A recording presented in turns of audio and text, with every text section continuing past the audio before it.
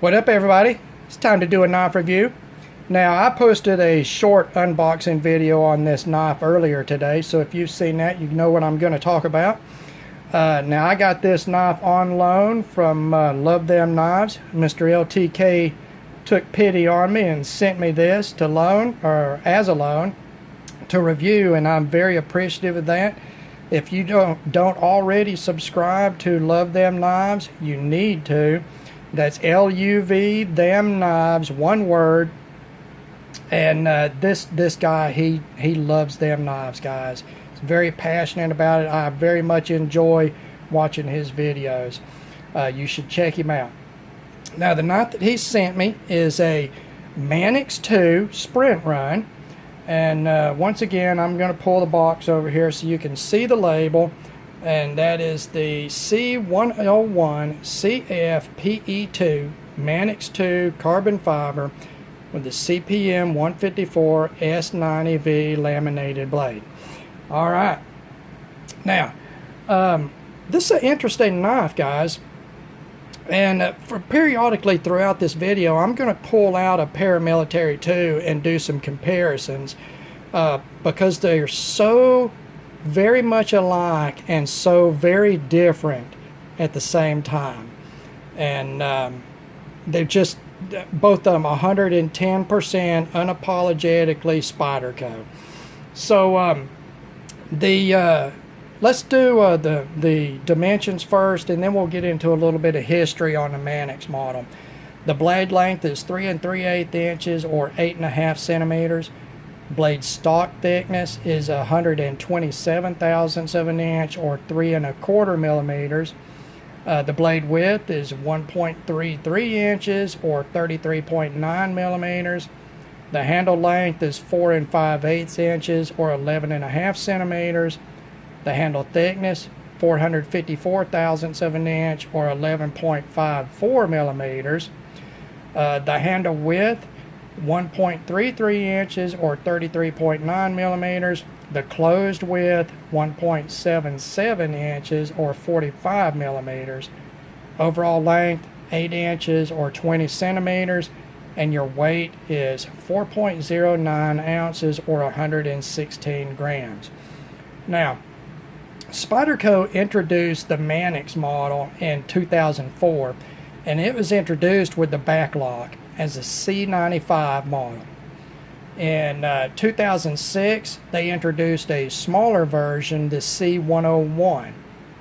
And then in 2009, they introduced the Manix 2 that was inspired by the C101. And there was a change at that point from the backlock to the ball bearing lock. Now, when they started making this knife in 2009, the first 50 pieces they did were flat ground, and then they changed over to a hollow grind, and that was in 154 cm. In 2012, they changed from 154 cm to CPM S90V for the blade steel, and then in 2014, they switched from the hollow grind to a flat grind, which is what we get today. All right. I want to talk about the blade steel first. This is a laminated, what you might think of as a Sanmai type of steel.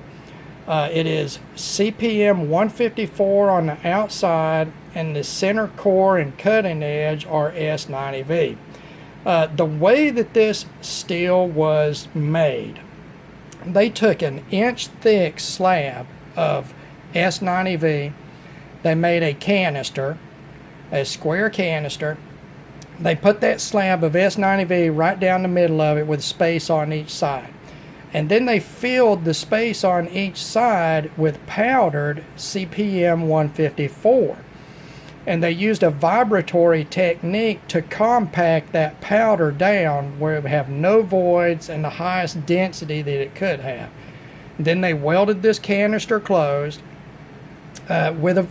introducing a vacuum into the canister, welded it closed. They put it into an autoclave under extremely high temperatures and pressure. And that forge welded this steel together into one billet. Then they take it out, they machined off all the canister from the outside, and then they took the remaining clean billet and they rolled it into sheets. And then out of that sheet, they cut the blanks for the blades. And then it was, ground and machined to the final dimensions.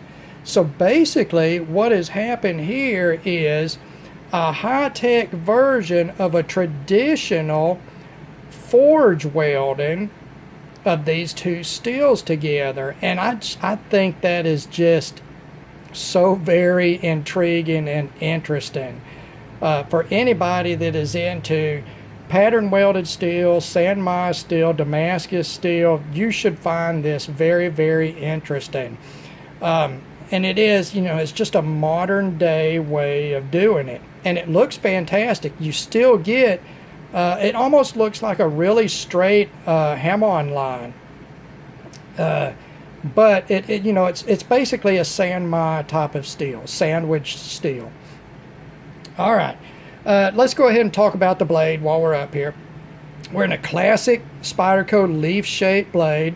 It is a dropped down point rather than the clipped point that you see in the paramilitary 2. Right? It is a slightly wider blade profile. It does also have the 14 millimeter Spydey hole. And as I said before, it is fully flat ground. The flat grind is very good. It is ground to the spine and not through the spine. So the grind geometry is very good. The edge on this, has a very thin edge like most Spydercos do with that full flat grind. The actual edge grind itself is very even. The point is very thin, as basically the entire length of the blade is tapered. Alright, now the blade stock is slightly thinner than the paramilitary 2. I believe the paramilitary 2 is at 4 millimeters, and the blade stock on the Manix 2 is 3¼ millimeters. But it feels like the right stock thickness for this model once you get it in hand and you use it. Now, it also does feature the forward choil, half and half on the blade and half in the handle, which is something that Spyderco does very, very, very well. It allows you to choke up on the blade and get very close, within a couple of millimeters of the cutting edge, to do fine detailed work. I always have liked that in these Spyderco designs. One thing that Spyderco does not do well, and this is pretty much across their entire product line, it is one thing that I can't get over with Spydercos. There is no sharpening choil. The blade is sharpened, as you can see, not quite all the way up to the plunge, but as close as they could get without getting into the plunge here. On most Spydercos, it has a very abrupt, straight-in plunge. They're not a flared-out and soft plunge. They really could benefit from a sharpening choil just to the forward side of this forward finger choil. But other than that, no issues on this blade at all. All the etchings, the Spyderco symbol, your Spyderco and steel signifiers here on the back side, Golden, Colorado, USA Earth, and your designer's mark. Alright, the handle, again, classic Spyderco. It's very, very, very close. Let's take a look again. They're not exactly the same, but the design language is very similar between the two of these knives. It is in a pill ply carbon fiber, and that is not smooth surfaced. It is a textured surface. In fact, it is textured much like a textured G10. And again, let's pull the paramilitary 2 out here and look across these two knives at the texturing. It is pretty much exactly the same, the texturing. Even though the paramilitary 2 is in G10 and this is in pill ply carbon fiber. Now, you do get the texturing with the pill ply carbon fiber, but there is a trade-off in that. while you obviously can see the weave pattern in the carbon fiber, it does not pop out like it would if it was polished. This texture does affect the chatoyance of the carbon fiber, the way it takes in and reflects light. So you're going to lose a lot of that quality while still retaining the look of carbon fiber and some additional texturing. So keep that in mind, guys. All right.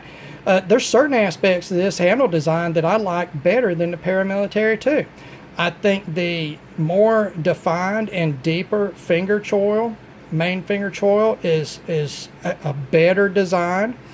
The center of the handle is much like the paramilitary 2, a palm swell across the width of the handle, and then rather than widening back out like in the paramilitary 2, you go to a little narrower profile at the butt end, but still with a slight bird's beak right here to give you a more defined grip area. So you see you've got a more defined, deeper finger choil here, more of a protrusion in this tab area at the forward side, and basically the same through the center of the handle, a little bit different butt profile with the drop down narrower butt here and the more level, wider butt area on the paramilitary 2. Both of them fantastic handle designs. There's just nothing bad I can say about these handle designs. They're both extremely comfortable and extremely utilitarian in use. Now, you've got the pill-ply carbon fiber with machined silver hardware. The way this knife is built is a little funny to me. I am not used to seeing a backspacer at the pivot end of the knife and then no hardware joining it at the butt end. But that's what you get with this design. You get this backspacer that forms a foundation for the ball bearing lock, and then at the butt end you have a lanyard tube that apparently is press fit into the handle liners, the stainless steel liners. And there's no amount of flex down there. It's not loose. I've not heard anybody say that their Manix 2 handles are falling apart. It's generally, it seems like a quality, substantial way to do the handles. You also get the standard 3-screw, narrow spoon-shaped pocket clip, basically the same pocket clip that is on the paramilitary 2. Both of them in a polished finish, and this is an excellent design pocket clip.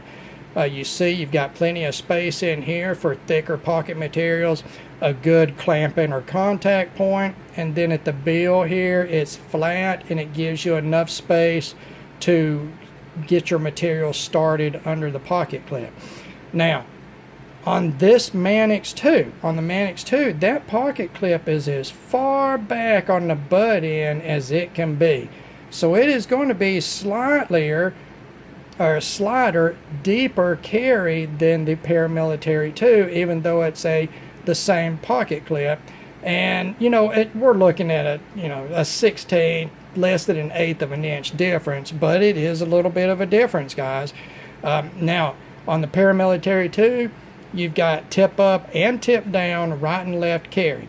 On the Manix 2, you only have right and left carry, tip up, which is what I prefer and the majority of modern knife enthusiasts prefer. So kudos to Spyderco for that. It would be a shame to not have ambidextrous pocket clips, since you basically have an ambidextrous locking system. Now this ball bearing lock, it is, to me, I'm going to say this and people may disagree, but just simplified and distilled down to its simplest essence and form, it is basically the same thing as a Benchmade axis lock. Instead of using a cross bolt, they're using a ball bearing that's suspended in there. And it's got a spring that puts pressure, pushing it forward into the tang of the blade. As the tang of the blade rotates around, you're going to get a notch. There you see the notch come around. The ball bearing is going to shoot right into that notch. All right, that is basically the same way that an axis lock works just in an ingenious sort of idea to use that ball bearing rather than a perpendicular bolt going across. Now, you know, the compression lock on the Paramilitary 2 is loved because it gives, you know, when you're locking and unlocking it, there's, you know, no pressure on that blade at all. It's just free swinging, and everybody loves to play with their Paramilitary 2. But that is not the same on the Manix 2. Just like in the axis lock, you're going to have some pressure and contact against the tang of the blade the entire way. Right, there is pressure. That ball bearing is riding under spring pressure the entire way around. Now you can pull this all the way back and you get a fairly, you know, smooth. It doesn't swing, at least on this example, it doesn't swing as free as the Paramilitary 2 does, but it is still very smooth. I can't Spidey flick this knife. Well, I just did it, so I'm a liar. It's much more difficult to do when I'm trying it. But open it up with the thumb hole, no big deal, guys. You can just snap that blade right out. And then closing it, you know, it's pretty much the same. It's just not quite as free fall smooth as the Paramilitary 2. All right. Now, one other difference is you can see that the liners, the stainless steel liners on the Manix 2 are not inset like the Paramilitary 2. They come all the way to the edge of the handle scales. On the Paramilitary 2, it has steel liners also, but they are inletted on the inside of those handles, so you have G10 all the way around the edge rather than the steel liner. That does afford some opportunity in the Manix 2 for quite a bit of jimping. Now, you've got a very good length of this traditional Spyderco ramp jimping here going up to the spider hole, the fine jimping that is some of the best jimping on the market.